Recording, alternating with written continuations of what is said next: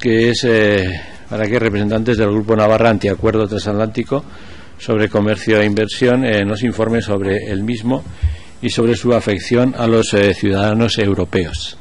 Les voy a presentar a las personas que nos acompañan esta tarde, empezando por mi izquierda, por su derecha, José Ramón Mariño, David Marzo, Lur Gil y Fernando Sanz. Esta sesión de trabajo ha sido solicitada por Bildu, Aralar, Izquierda Ezquerra. Va a intervenir el señor Rubio, tiene la palabra para hacer la presentación de la solicitud. Sí, muchas gracias, señor presidente. Eskerrik asko, lehendakari jauna. Bienvenidos a las personas que hoy nos acompañan. Bueno, pues los grupos solicitantes venimos últimamente oyendo hablar sobre el Tratado de Libre Comercio, como se le suele decir, el de acuerdo transatlántico entre Estados Unidos y la Unión Europea, pero es cierto que son unas negociaciones que a nuestro entender se están produciendo de forma cuanto menos opaca, por no decir oscura o a espaldas de la ciudadanía. Nos parecía interesante, bueno, pues que en sede parlamentaria se viese lo que hay detrás de todo este paquete normativo que parece ser que se está negociando. Y digo parece ser porque no está nada claro. Nos pusimos de acuerdo, nos pusimos en contacto con la plataforma Navarra contra Antip, como se conoce a este acuerdo, y les invitamos a esta sesión de trabajo. Y bueno, como realmente lo que pretendíamos era que sean ellos los que nos expliquen qué hay detrás de todo esto, cómo nos va a afectar en el día a día, si es que llegase a aprobarse este acuerdo, pues sin más les cedo la palabra. Muchas gracias. Bien, muchas gracias. Va a comenzar. Sí. Usted abra, levante.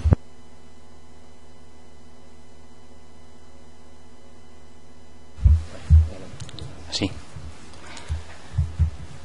Buenas tardes. Yo soy José Ramón Mariño de ATAC y en primer lugar les agradecer la posibilidad de poder expresar aquí nuestra posición con respecto al Tratado de Libre Comercio entre Estados Unidos y Europa. Como les imagino a todos al tanto de lo que supone y lo que es el tratado, simplemente voy a hacer entrar una definición que la propia Comunidad Económica Europea en sus informes de su página web estableció como criterio general de lo que iba a ser esto. Y ellos dicen que tiene como objetivo eliminar barreras comerciales entre Estados Unidos y la Unión Europea. Se supone suprimir aranceles, normativas innecesarias, restricciones a la inversión y simplificar la compraventa de bienes y servicios entre dos espacios. Eliminar esas barreras supondrá crecimiento económico, creación de empleo y disminución de precios.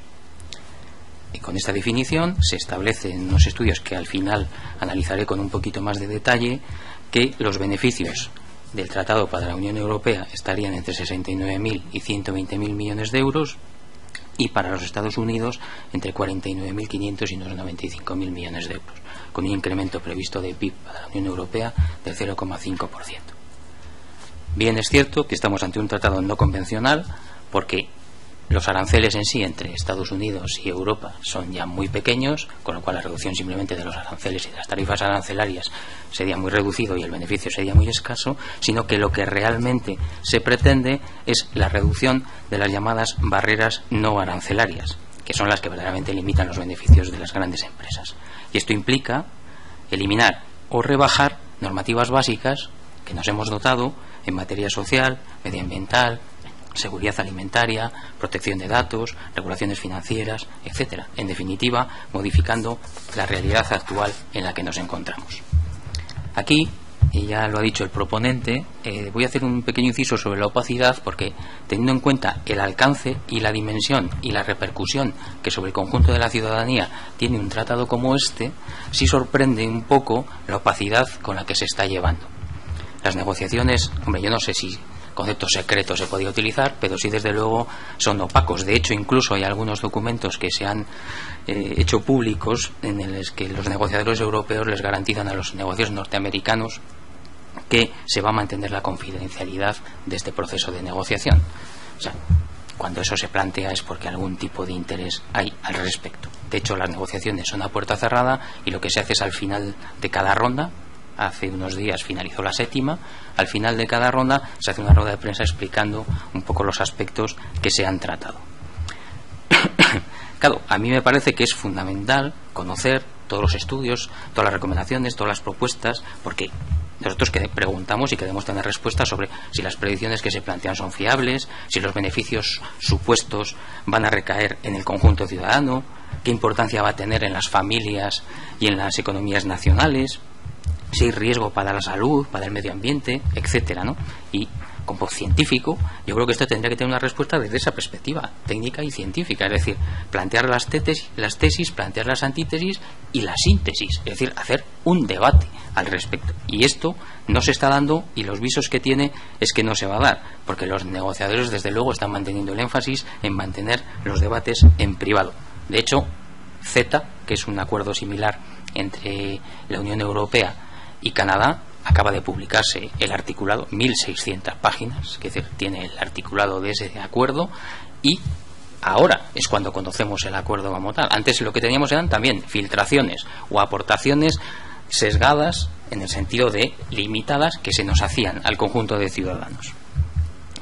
Incluso la opacidad llega al nivel que la defensora del pueblo de la Comunidad Económica Europea acaba de abrir una pregunta y una consulta sobre la transparencia de las negociaciones.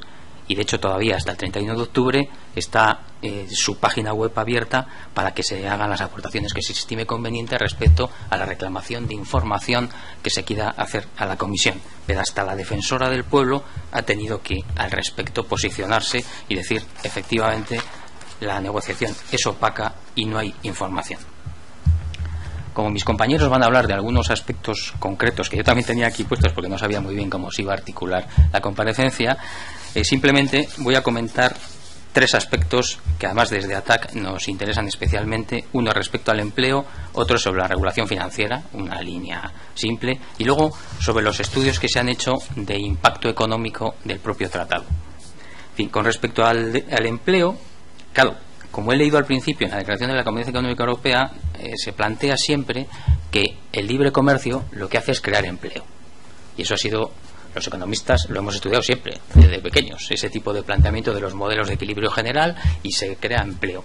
Pero es cierto que ya en los últimos años la propia literatura económica, la propia Organización Internacional de Trabajo, está demostrando en casos y empíricamente que no se da esa consecuencia. Comercio, creación de empleo automática, porque es verdad que aumentan los flujos comerciales, pero muchas veces la propia productividad de las empresas emergentes son las que compensan la creación de ese tipo de puestos de trabajo. Además, la propia Comisión, en las pocas cosas que ha comentado, sí ha hecho una reflexión sobre que se va a producir un desplazamiento prolongado e importante de puestos de trabajo. Es verdad que la idea es que va a haber sectores que se van a ver muy afectados, pero que teóricamente se van a ver compensados por los sectores emergentes. Eso es lo que se llamaría una ecuación suma cero, o a poder ser ecuación con suma positiva. Bien es cierto que estas previsiones son como muy optimistas y desde luego no recogen para nada los brutales costes de transformación de esos puestos de trabajo. La experiencia que tenemos, práctica que conocemos, es la del Tratado Estados Unidos-México-Canadá, que tiene también otro acrónimo, que se llama NAFTA, en la que también se hicieron afirmaciones de una creación sustancial de puestos de trabajo, hablamos de millones, y la práctica a día de hoy es que se han perdido más de 1 millón de puestos de trabajo. Eso sin evaluar la calidad de esos puestos de trabajo, porque no debemos de olvidar que los Estados Unidos no ha firmado, o sea, solo ha firmado 2 de las 8 normas fundamentales de la OIT sobre los puestos de trabajo, sobre la defensa de los trabajadores. 2 de 8 son las que ha firmado. También sabemos que cantidad de estados americanos tienen la legislación antisindical que se llama derecho a trabajar, no se pueden sindicar, no pueden hacer negociación colectiva, etcétera. Y como el tratado como tal plantea una, digamos, homologación de las normativas, claro, cuando uno homologa, ya sabemos cómo lo homologamos, al mínimo común denominador. Nunca vamos a subir sus homologaciones, sino vamos a bajar las nuestras. Con lo cual, la expectativa de creación de puestos de trabajo, la experiencia nos indica en aquellos casos que hemos podido comprobar que no se da, y desde luego la propia Comisión reconoce que ya veremos. Voy corriendo porque me han dicho que tengo como 10 minutos. Con respecto a la regulación financiera, aquí se da un caso curioso, porque en general tenemos nosotros, los europeos, siempre normativas mucho más rigurosas que los americanos. En cambio, con respecto a la regulación financiera, no. Son ellos los que, derivado de la crisis, que por cierto la provocaron fundamentalmente ellos, en el año 2007, de los activos tóxicos, y después con la crisis de la titulización de la deuda y la crisis y la burbuja inmobiliaria, después con el sobreendeudamiento y ahora con la posible crisis que se avecina, que dicen que se avecina, de los bonos soberanos, ellos sí tienen una regulación bastante estricta, entre otras cosas la regla Volcker, que limita a la banca comercial a actuar en los sectores de riesgo, que establece asimismo limitaciones sobre el crecimiento de los bancos para que no funcione esta teoría que aquí en Europa ha funcionado muy bien, de que como soy muy grande no puedo quebrar, porque como soy tan grande todo el sistema financiero se cae si yo como banco quiebro, y este tipo de cosas. Afectaría a la tasa Tobin. Aquí nos sentimos nosotros especialmente afectados porque como ATTAC fuimos los propulsores de la tasa Tobin. De hecho, ATTAC surgió con esta propuesta de la tasa Tobin, que es la tasa de las transacciones financieras internacionales. Entonces, en principio sí parece, afirmación del Financial Times, que me imagino que tendrían fuentes fidedignas, que este asunto va a quedar fuera de la negociación. Es decir, los grandes capitales, el movimiento de capital, la gran banca, parece que va a quedar fuera de la regulación del tratado. No se sabe todavía, pero parece ser que va a quedar fuera del tratado. Y ya termino, creo que me estoy ajustando bien al tiempo, con el impacto económico del tratado. Les voy a hacer una referencia a los estudios sobre los que se ha basado la Comunidad Económica Europea para ofrecer estas cifras que está ofreciendo, de los 100.000 millones, del 0,5% de crecimiento del Producto Interior Bruto, etcétera. Claro, fundamentalmente el resultado económico, como he dicho antes, el planteamiento se deriva de la supresión de las barreras no arancelarias. Entonces, eso, desde el punto de vista de la medición, los economistas, aunque tenemos modelos econométricos y todas estas cosas, es realmente complejo. Y es más, últimamente los que hacemos algo de economía matemática se nos acusa mucho de que nos sirve el modelo para hacer la teoría y no nos sirve para justificar la teoría, y algo de razón sí se tiene al respecto. Entonces, considerando que se hagan las mediciones, que éstas se hagan bien, el diseño era ese, que hay un incremento del Producto Interior Bruto del 5%. Esto se hace con una medición y luego con el esquema general, lo que se llama el modelo de equilibrio general. Entonces, bien es cierto que en este análisis para nada se contemplan los costes que se incurren en la reducción de las barreras no arancelarias. Eso no se contempla. Podrán ser muchos o pocos, dependerá de los sectores, pero luego habría que haberlos cuantificado y el modelo como tal no lo recoge. En segundo lugar, el estudio es un estudio estático, puramente estático. Es decir, es lo que da hasta ahora la ciencia. Nosotros nos llamamos ciencia, pero realmente somos una ciencia social. Y entonces aplicamos las matemáticas, pero bueno, dan lo que dan de sí. Entonces, es estático y fundamentalmente se centra en la oferta. Y nosotros entendemos que esto no refleja realmente la realidad económica de manera adecuada. Claro, el estudio plantea, que es un esquema convencional, no es que sea nada especialmente raro. Bajan las barreras, entonces bajan los precios para las empresas, hay mayor competencia vía facilidad de acceso al mercado porque tienen menos costes, por lo tanto, mayor productividad. Y si hay mayor productividad, hay mayor riqueza para los consumidores y para los empresarios. Y por lo tanto, a su vez, se incrementa la demanda. El círculo se cierra. Perfecto. Claro, la única cuestión es que esto parte de un supuesto que se ha puesto muy de moda, lo del homo economicus, es decir, que todas las decisiones que se toman son racionales, que las actividades en los mercados libres automáticamente producen ese equilibrio óptimo. Ese es el modelo de trabajo, porque hay que usar un modelo para ello. Pero claro, si esto fuese exactamente así, tampoco habría paro, porque el modelo cumpliría. Y tampoco ningún experto de los mercados financieros cometería errores en los cálculos, porque sería perfecto, equilibrio general, aplico las modificaciones y sale. Como eso ya sabemos que no es así, las predicciones, que pueden ser, yo no niego tajantemente que las predicciones, cuando viésemos la realidad, fuesen así, pero desde luego no se pueden plantear como que realmente van a ser, y la experiencia nos indica que habitualmente todo este tipo de planteamientos, cuando ex post se analizan, desde luego, no se corresponden para nada con los diseños iniciales. Claro, para hacer a su vez este modelo parte eso, de que ha habido que ceder en liberalizar los sectores de interés público, salud, transportes, etcétera, y a su vez, y esto ya es una cuestión tangencial que alguno abordará, que es la protección de los inversores en la famosa normativa de controversias Estado inversor, que eso es un arma tremendamente peligrosa, especialmente para los decisores políticos. Y termino ya con un apunte final. Este 5% ¿es realmente un plan de estímulo económico efectivo para Europa? Este crecimiento del 0,5% del PIB. Porque hay que entender que el planteamiento de este crecimiento está basado en que se produce la reducción arancelaria en un 100%, que se produce la reducción de las barreras arancelarias en un 50% y que se produce una política de expansión de la contratación pública a su vez de otro 50%.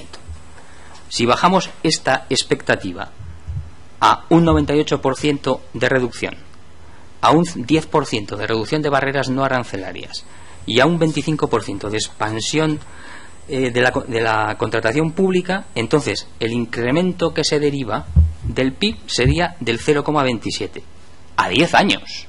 Es decir, estamos hablando del 0,027% anual. ¿Este hipotético crecimiento de PIB justifica las cesiones de todo tipo que se hacen en el resto? Esa es la pregunta que queda en el aire. Europa lo que realmente necesita es fomentar la demanda interna y, desde luego, modificar los desequilibrios estructurales que se dan dentro de la propia Unidad Económica Europea. Ahí sí que seguramente habría una solución. Gracias.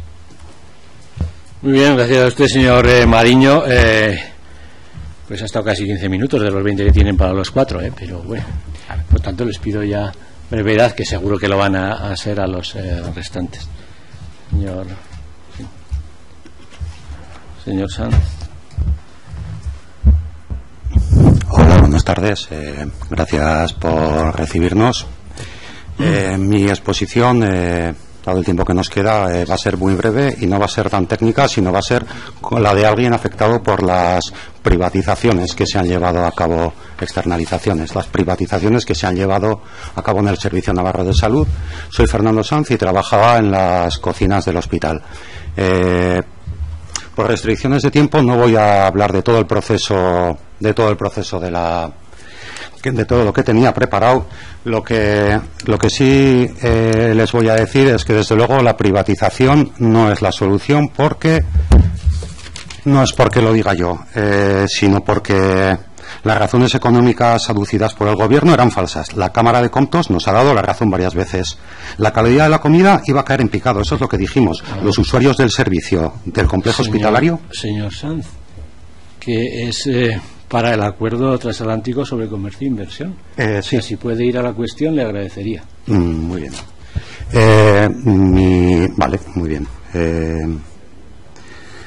Señor presidente, precisamente está hablando de las consecuencias que va a traer ese tratado. Señor Rubio, perdone, pero no solicito que deje hablar porque no es habitual. No, le llamo a la cuestión por el tema de la reunión de hoy. Vale, pero tiene mucho que ver, Bueno, pues el desastre de las cocinas hospitalarias y ahora, a ver, un momento.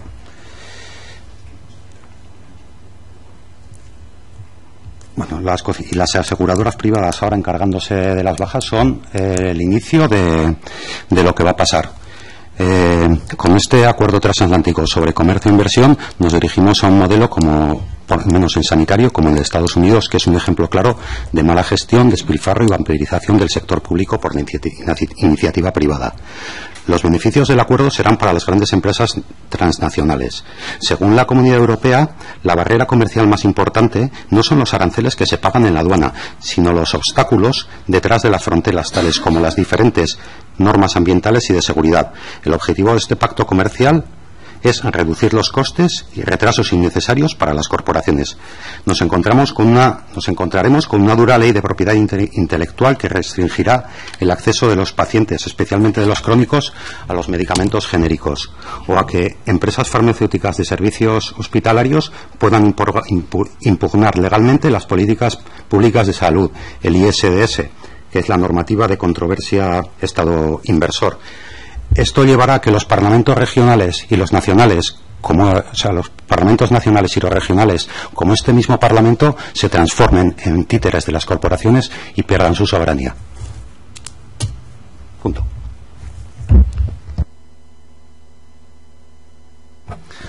Arratsaldeon. Yo voy a hacer mi intervención en euskera, que es mi lengua materna. Entonces, 1984ko urtarrilaren bata,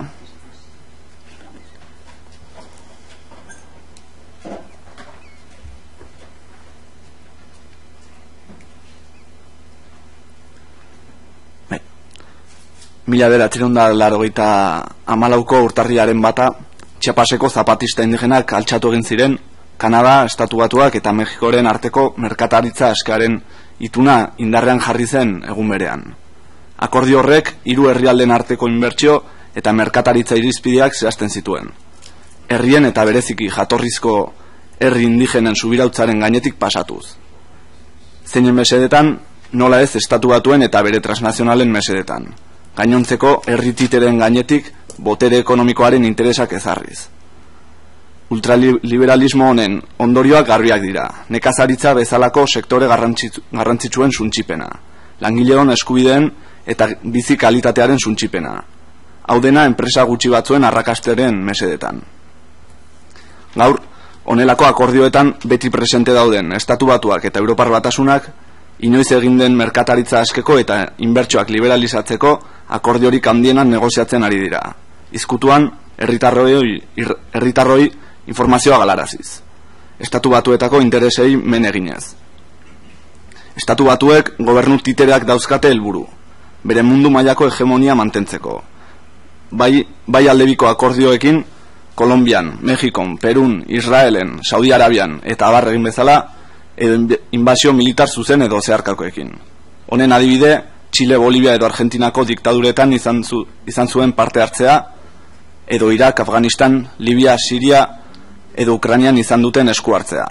Estatu Batuen ekonomia eredua herrien soberaniaren aurka indarrez ezartzeko.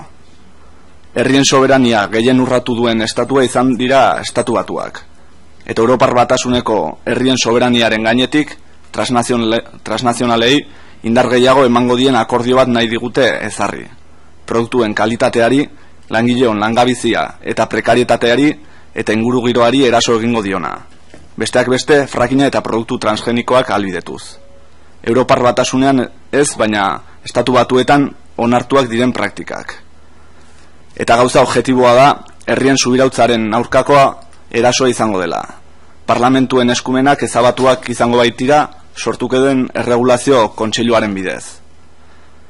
Gure lurraren, Nafarroako produktuen eta nafartarron biziraupena babestu nahi badugu, ezin dugu tip akordioa esartzen utzi. Ez da jada interes edo ideologioa kontua, azkenean biziraupen kontua da. Eskerrik asko.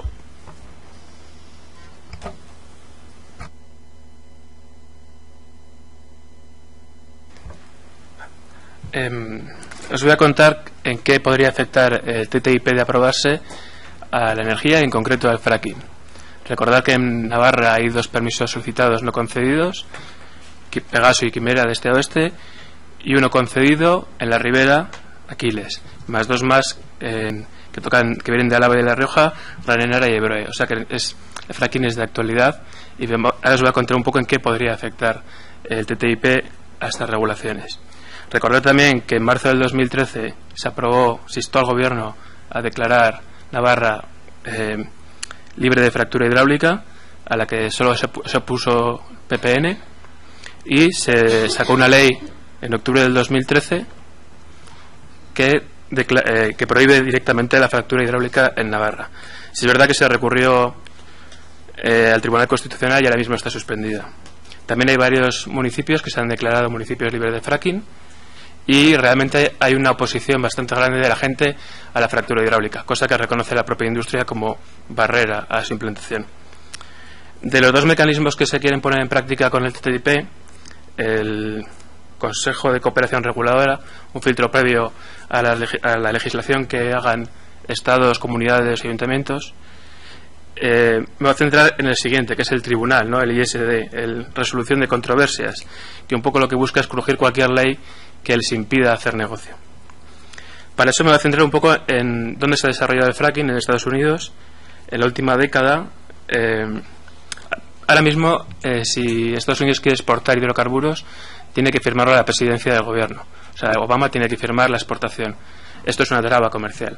Entonces, bueno, pues las empresas europeas pueden requerir eliminar esa traba comercial y, a cambio, las empresas americanas pueden crujir cualquier ley que regule el fracking. Voy a citar al ministro de Industria, que dice que si hay posibilidad de explotar el fracking en gas o en petróleo, se hará siempre con las garantías medioambientales. Como hemos dicho que el TTIP de salir adelante va a igualar por abajo cualquier legislación, sí que os voy a comentar un poco cómo se ha desarrollado el fracking en Estados Unidos. Básicamente, hay una excepción, la excepción Halliburton del 2005, que tiene el nombre de una petrolera, que exime a cualquier empresa de fracking de cumplir cualquier ley relacionada con el agua, con los ríos, con la calidad del aire, y no tiene competencias la EPA, la Agencia Medioambiental, de investigar o regular esas actividades. O sea, es decir, bueno, pueden hacer lo que quieran, básicamente. Hay que recordar que aquí en Europa existe el principio de precaución y el REACH, bueno, un tema de sustancias químicas. Así como en Estados Unidos no publican la lista de sustancias químicas que inyectan en la fractura hidráulica, aquí sería obligatorio. Pero bueno, vemos un poco que la legislación estadounidense, que es a la que se nos igualaría, es un poco menos restrictiva. Voy muy rápido, hay que recordar también que el objetivo, esto es una suposición, pero vamos, en algún otro acuerdo parecido a este, de misma naturaleza, hay que recordar que la compañía Lone Pine Resources ha demandado a Canadá y le exige 250 millones de dólares canadienses, que son parecidos a los estadounidenses, por prohibir el fracking en Quebec. Es decir, podríamos encontrarnos con que una compañía estadounidense demande a Navarra por no permitir el fracking en su territorio.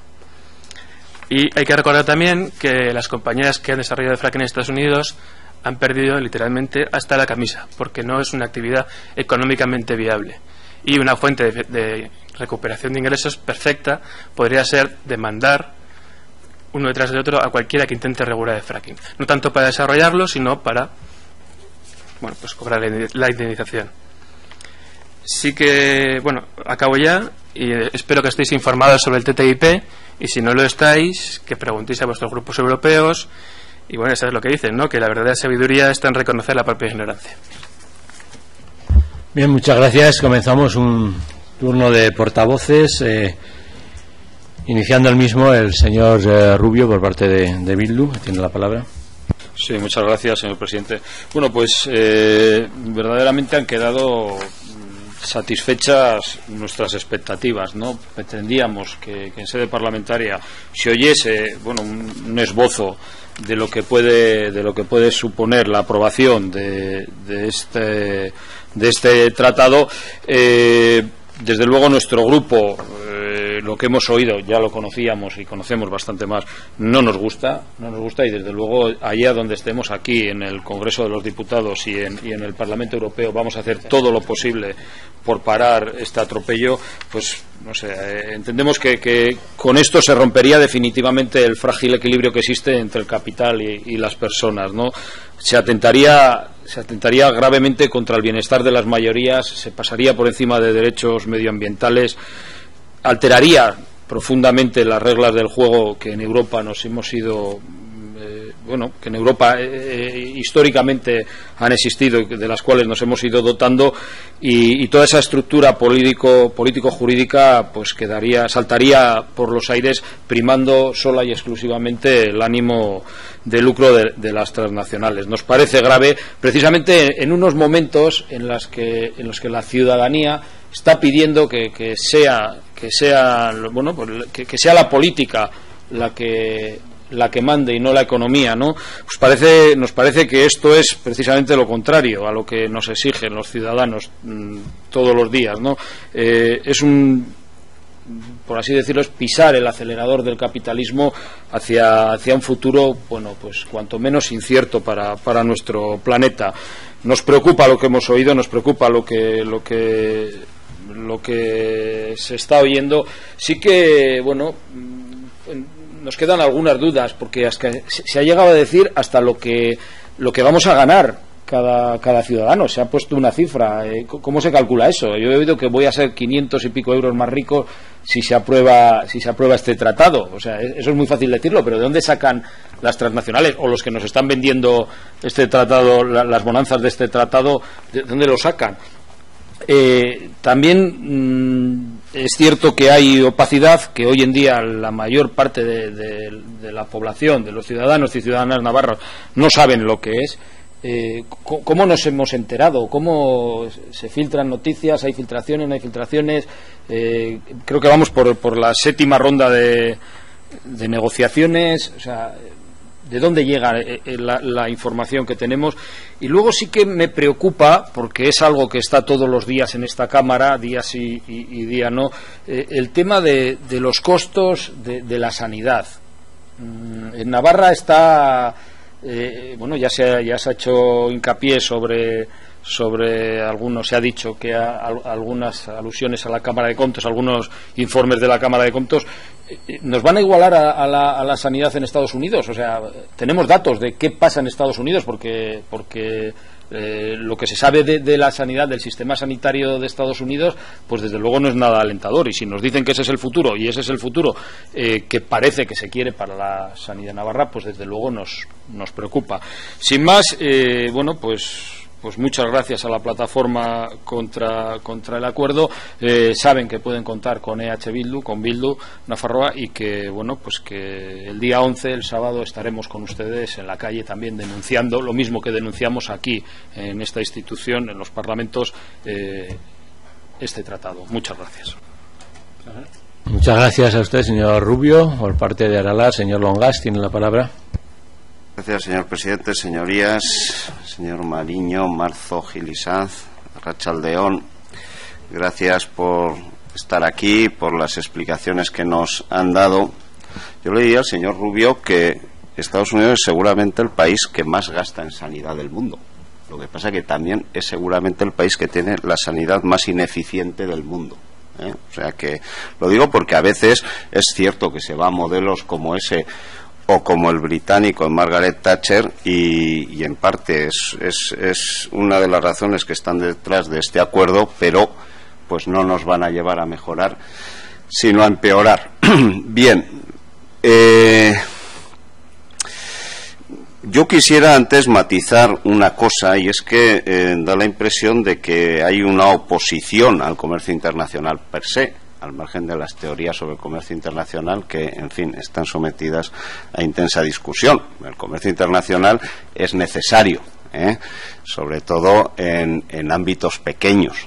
Desde luego nuestra sociedad no sería igual, para bien o para mal,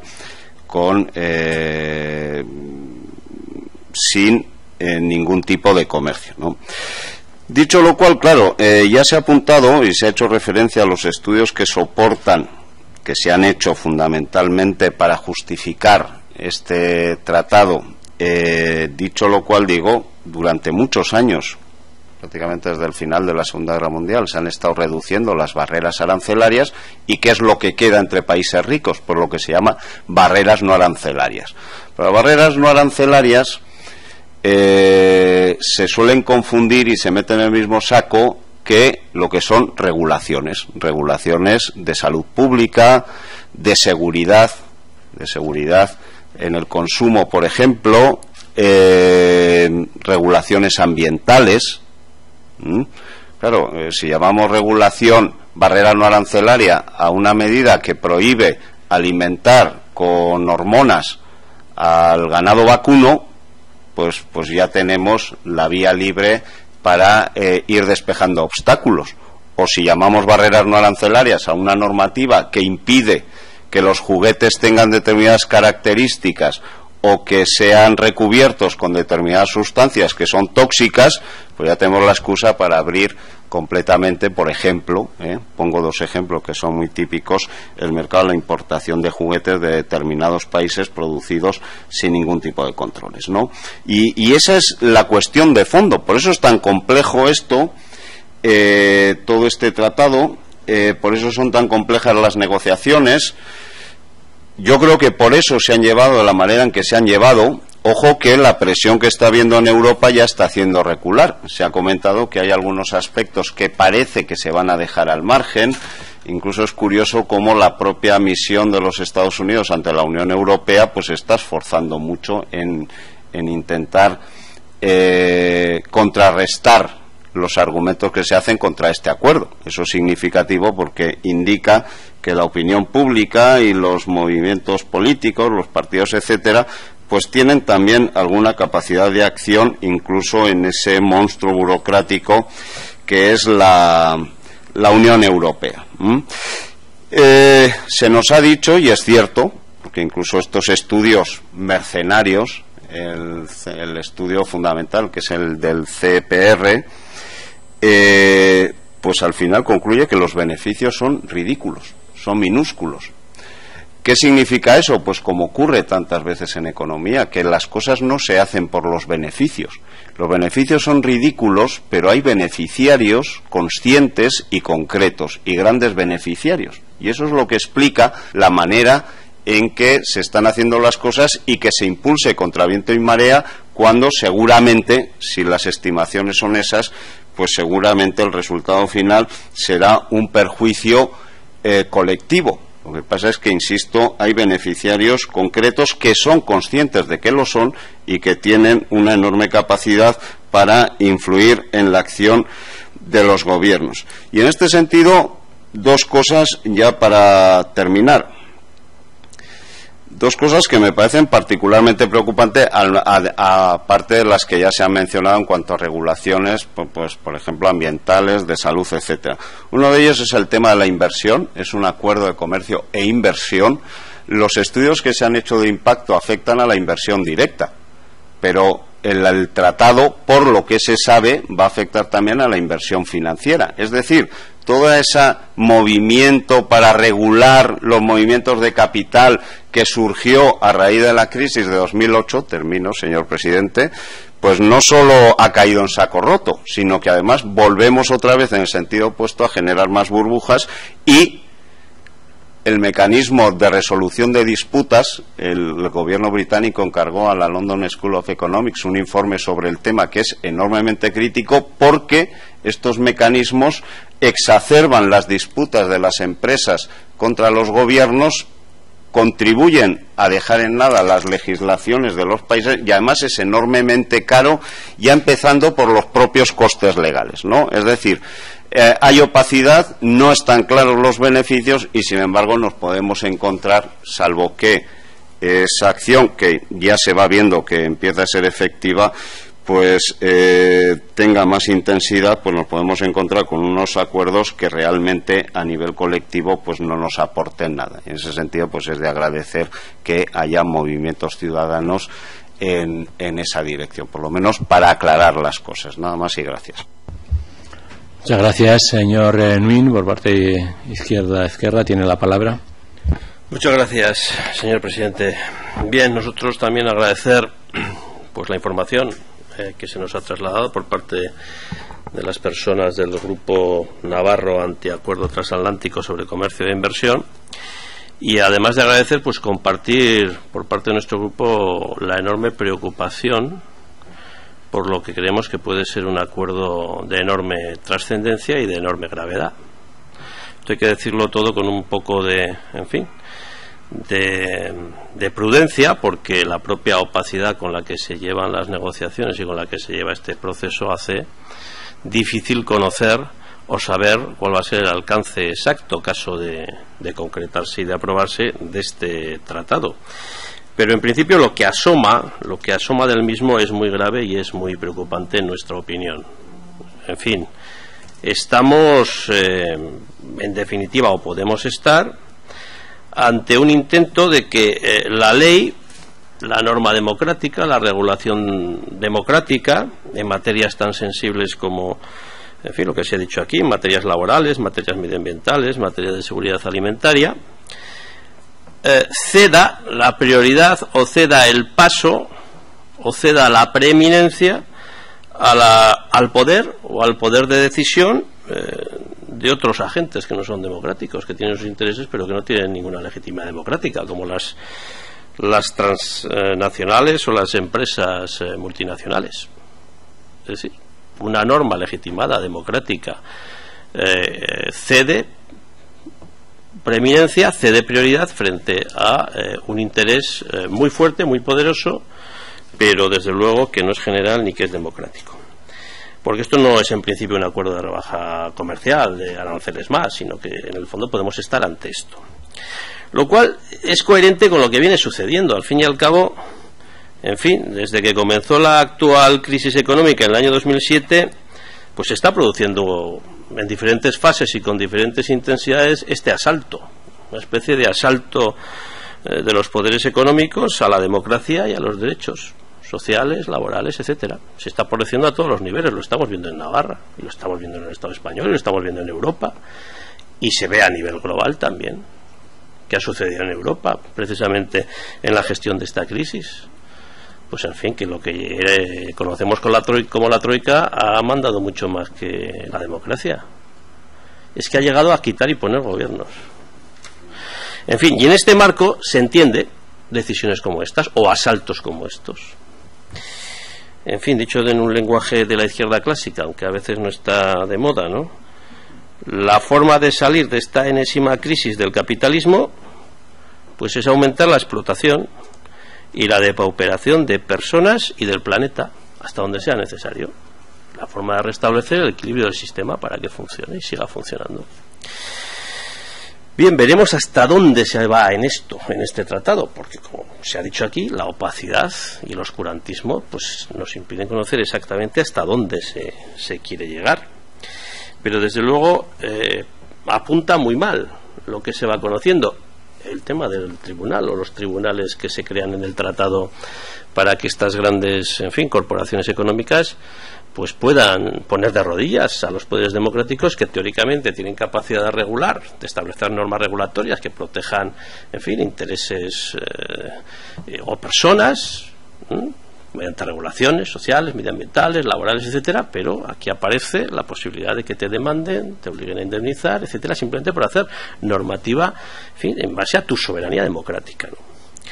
Bueno, digo que como apunta esto muy mal, todo lo que sea movilizarse y todo lo que sea empezar a moverse la sociedad para primero exigir transparencia, exigir conocimiento, fuera opacidad y luego parar estas decisiones y estas medidas que apuntan a un modelo de sociedad, desde luego, que va a ser mucho peor que otros que hemos conocido, pues todo lo que sea movilizarse y luchar a nosotros nos parece perfecto, y por eso, bueno, pues precisamente nos parece muy bien pues sesiones de trabajo, en fin, encuentros como este hoy en el Parlamento, o como el que el viernes también ATAC de Navarra ha organizado también en Navarra, ¿no? Donde vamos a contar precisamente con 2 eurodiputados, uno de H. Bildu y otro de Izquierda Unida, aquí en Pamplona el viernes, para hablar del tratado transatlántico de comercio e inversión. Bueno, pues todo eso yo creo que viene muy bien, creemos nosotros que viene muy bien para ir tomando conciencia de lo que puede significar esto y para ir tomando cartas en el asunto.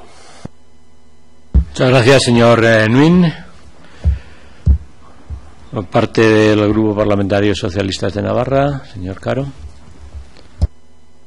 Sí, muchas gracias, señor presidente, y gracias también a los distintos representantes de ATAC por habernos planteado, al menos como debate, pues lo que está pasando y lo que puede llevar a pasar en relación con estos tratados internacionales que, bueno, yo creo que tienen un calado de grandísima profundidad, y en la medida en que todavía estemos a tiempo de reaccionar y de hacer que las instituciones de nuestro país y las instituciones europeas reaccionen defendiendo los intereses sobre todo de los ciudadanos de a pie, pues todas las acciones que vayan en esa dirección serán bienvenidas.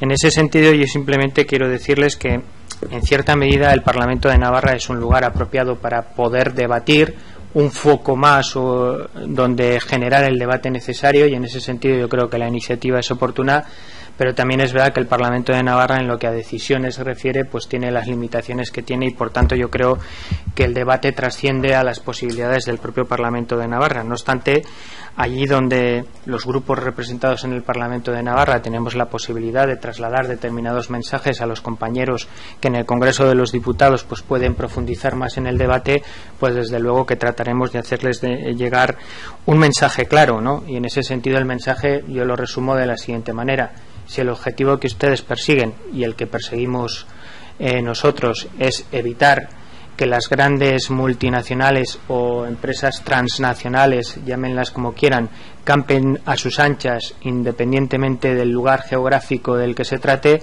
pues desde luego nosotros estamos en disposición de evitar que eso pueda ser así, porque efectivamente estarían invadiendo y en definitiva quitando legitimidad a los propios estados que tienen la capacidad, la han tenido hasta ahora y espero que sigamos teniéndola, de poder dictar sus normas, de poder firmar sus respectivos tratados en función de sus intereses económicos, y por tanto estamos en ese sentido en plena sintonía, ¿no? Como digo, si el objetivo es impedir que esas transnacionales o empresas multinacionales y esos lobbies de poder, que al final hablamos de lobbies de poder, pues campen a sus anchas y puedan hacer lo que quieran, da igual que se trate de un país como la India o como bueno, cualquiera que puedan poner ejemplo, o España mismo, ¿no?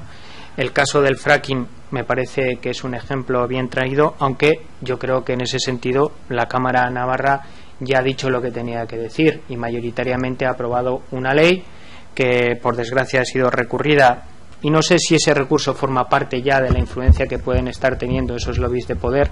A mí me gustaría pensar que no, pero al final, según uno va pues analizando y estudiando de dónde vienen las distintas empresas interesadas en utilizar esa determinada técnica, pues se va dando cuenta de que efectivamente podemos estar ya abriendo las puertas a que determinados lobbies acaben imponiendo determinadas normas que nada tienen que ver con los intereses mayoritarios de una comunidad como la Navarra o de otras comunidades autónomas como Asturias u otras que han aprobado también leyes en ese sentido. En definitiva, yo creo que la globalización tiene sus riesgos. Este es uno de los riesgos de la globalización y nosotros apostamos por una globalización democrática o una democratización global de todos los países, para que en todos los países se tengan los derechos fundamentales, como para que no pueda haber competencias desleales, porque al final estamos hablando de ese tipo de cuestiones, ¿no? Y por tanto preferimos esa democratización global a una globalización de las injusticias y una globalización que acabe fijando solo y exclusivamente los intereses de los grandes frente a los intereses de los ciudadanos, que, como digo, están al final de la cadena, y por tanto yo creo que son los intereses de los ciudadanos los que tenemos que acabar defendiendo. En definitiva, es un debate francamente interesante, ha estado siempre en la palestra.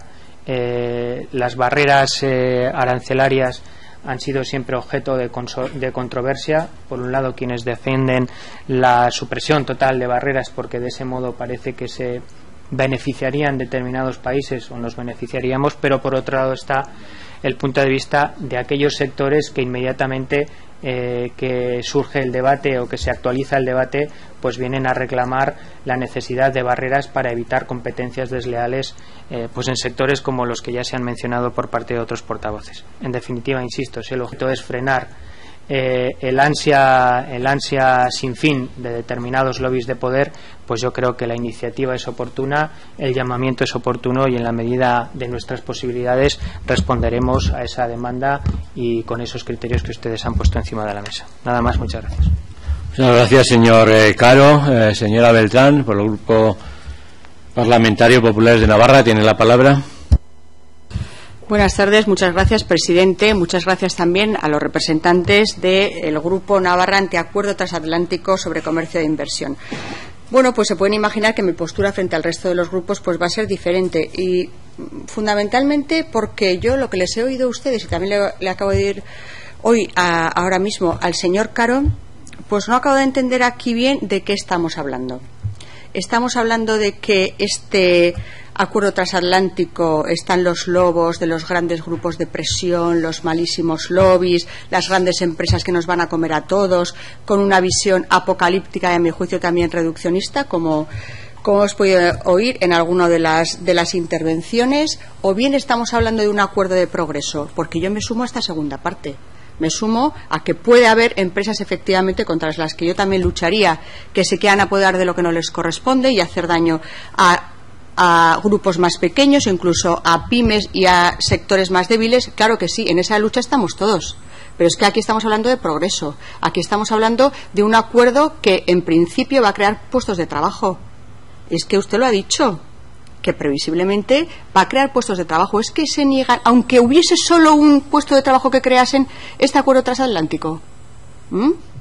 Porque eso no han dicho nada. Es que usted le ha oído decir muchas cosas, pero al final daba cierta credibilidad a todas las previsiones que había con respecto a incremento del Producto Interior Bruto, con respecto también a la creación de empleo, 140.000 puestos de trabajo para España, 2 millones de puestos de trabajo en la Unión Europea.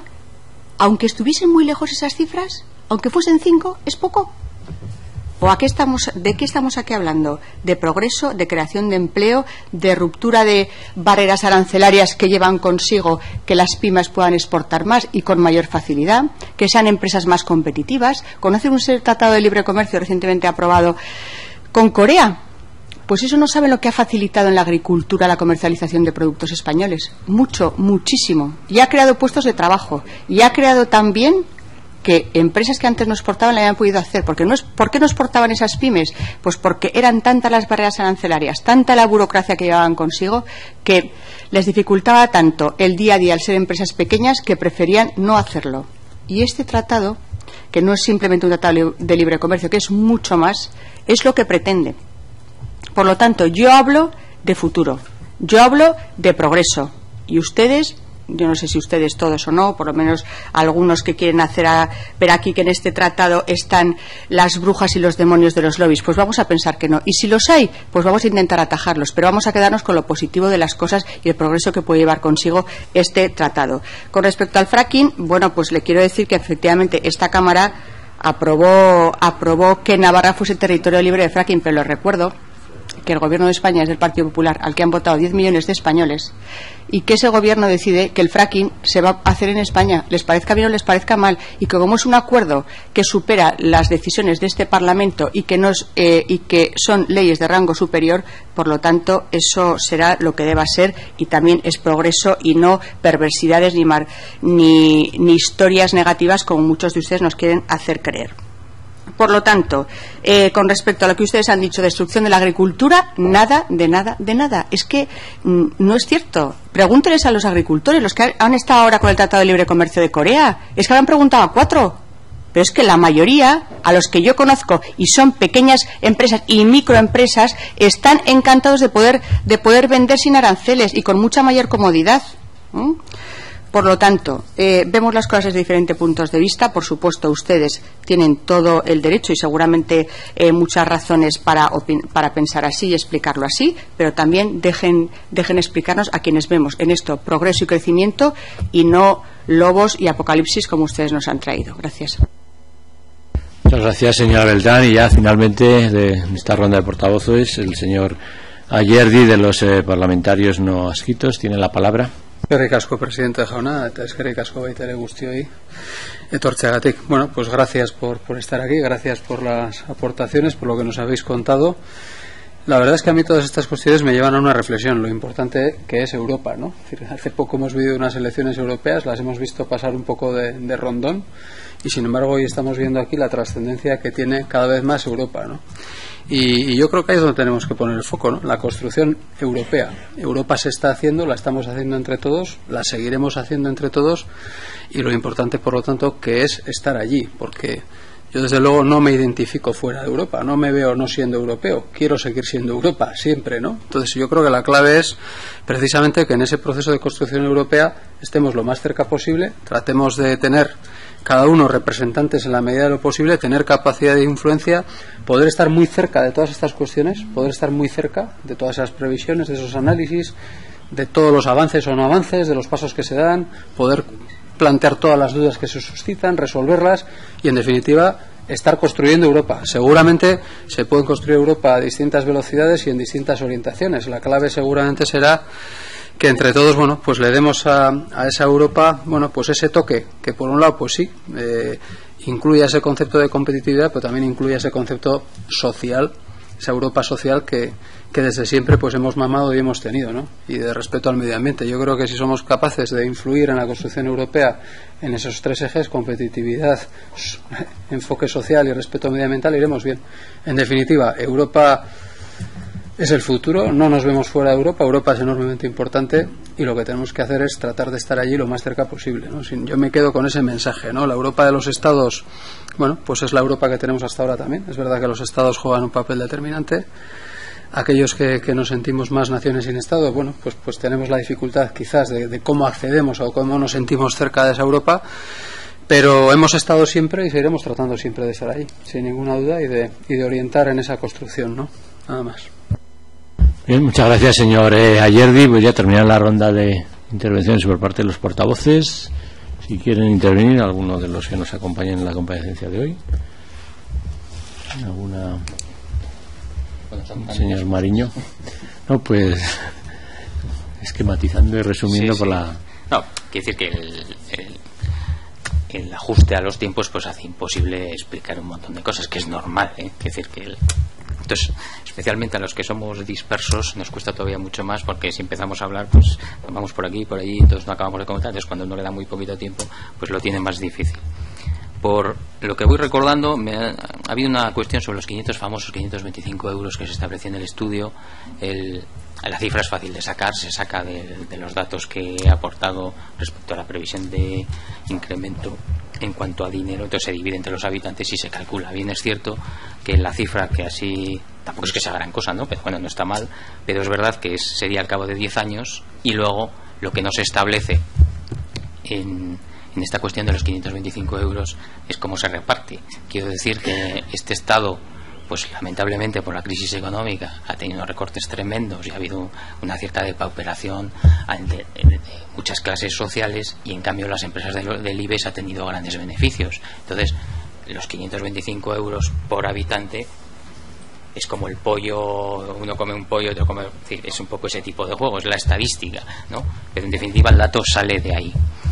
Por hacer otra opinión muy interesante, traído el estudio de la London School Economics, es que el estudio se encargó con un objetivo concreto, que era medir el impacto de incorporar al tratado el sistema de resolución de conflictos y, a su vez, el impacto de no hacerlo.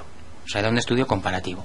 Y lo que concluyó la London School Economics, que creo que todos les reconocemos el prestigio académico, es que incluir el tratado suponía, o sea, incluir la cláusula de resolución de conflictos suponía una seria amenaza y potencialidad de demandas contra el gobierno británico, y en cambio el no incluirlo no suponía específicamente un incremento significativo de la inversión, con lo cual, si estamos haciendo análisis comparativos y vemos que una cosa nos grava y la otra no nos beneficia especialmente, en ese caso evidentemente es mejor no recogerlo. Bien, es cierto que esta cláusula es muy controvertida en general, porque también Alemania plantea serias divergencias al respecto, ellos bastante influidos porque tiene una demanda encima de la mesa de una compañía sueca que les ha demandado por 3.800 millones de euros por la política sistemática de reducción de la energía nuclear después del desastre de Fukushima. Y entonces, en función de las expectativas que tenía la empresa sueca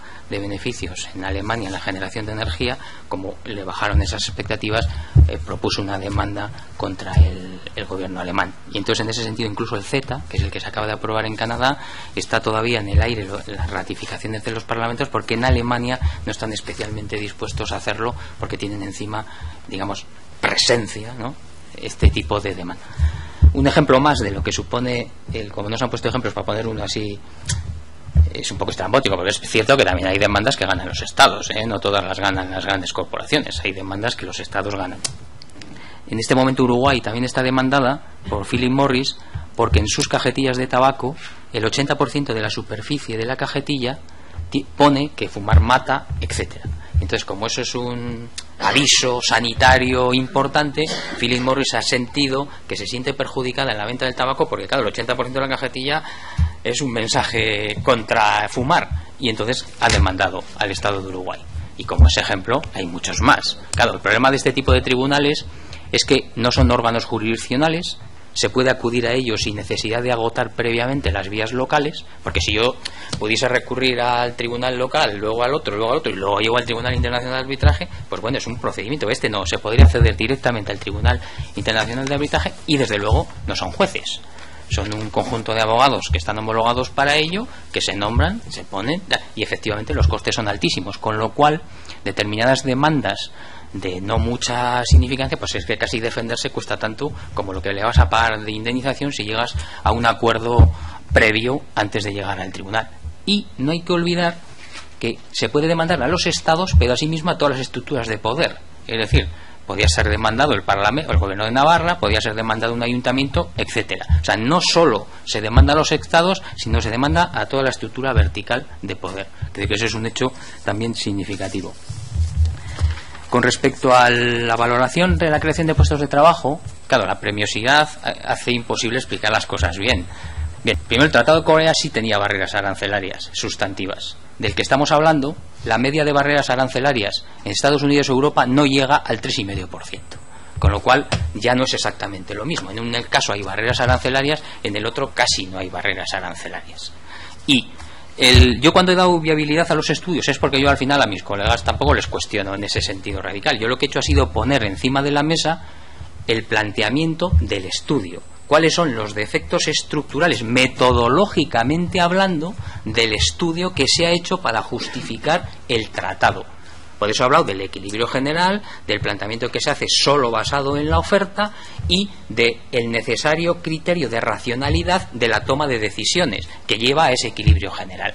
Como esas condiciones en sí, en lo que es una economía social, no se dan, entonces los estudios están en ese sentido cuestionados. Luego la realidad dirá si se crean o no se crean, o si se produce este incremento o no. Y por supuesto que todos estamos a favor de la creación de puestos de trabajo. También he apuntado muy de carrera que seguramente esa estructuración, y eso ya es una decisión que no tiene que ver con el tratado, sería lo que he comentado así rápido, es que la demanda interna, porque tampoco hay que olvidar que el 70% de los intercambios comerciales en Europa son intracomunitarios.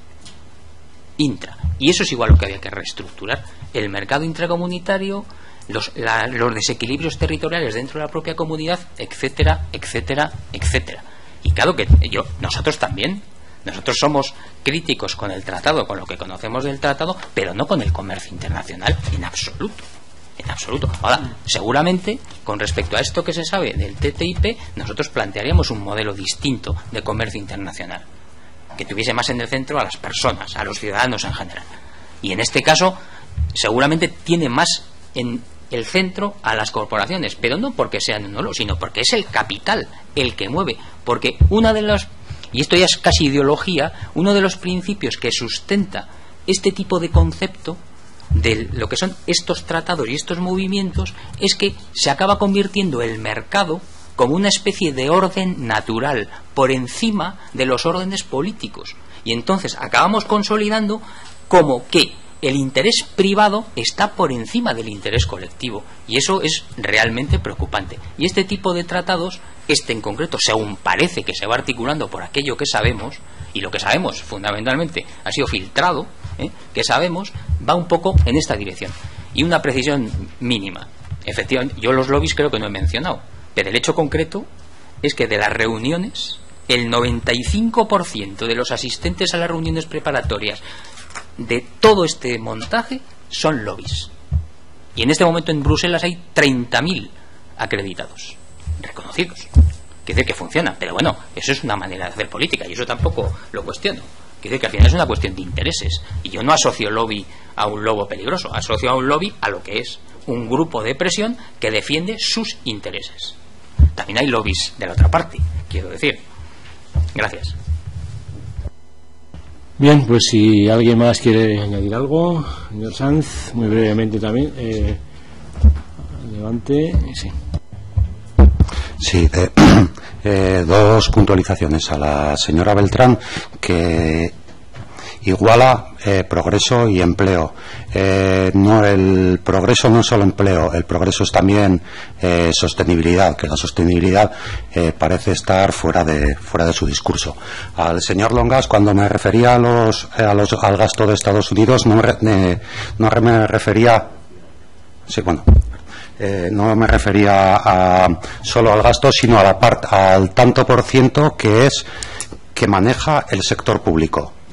Que eso ahí es realmente donde se define la esperanza. Por ejemplo, uno de los datos, y estos datos son del Banco Mundial, ninguna organización sospechosa de izquierdismo o de lo que sea, se refiere al tanto por ciento que gestiona el sistema público y el sistema privado. Parece que hay una correlación cuando se miran los datos entre lo que gestiona el sistema público y la esperanza de vida. A mayor gestión del sistema público, mayor esperanza de vida, como por ejemplo tenemos Japón. A menor gestión del sistema público, menor esperanza de vida. Estados Unidos gasta la asombrosa cantidad de cerca de 9.000 euros, 8.895 euros por persona y año, y consigue una esperanza de vida de ¿cuántos son? De 79 años. El Estado español, cuya gestión pública es del 73%, pues con bastante menos, casi una tercera parte, con 2.800 euros, consigue una esperanza de vida de 82 años. No es solo la cantidad que se gasta, sino cómo se gestiona. Y eso es. Gracias. Muy bien, muchas gracias. Pues agotado el punto del orden del día, agradeciendo la presencia de todos ustedes, se levanta la sesión.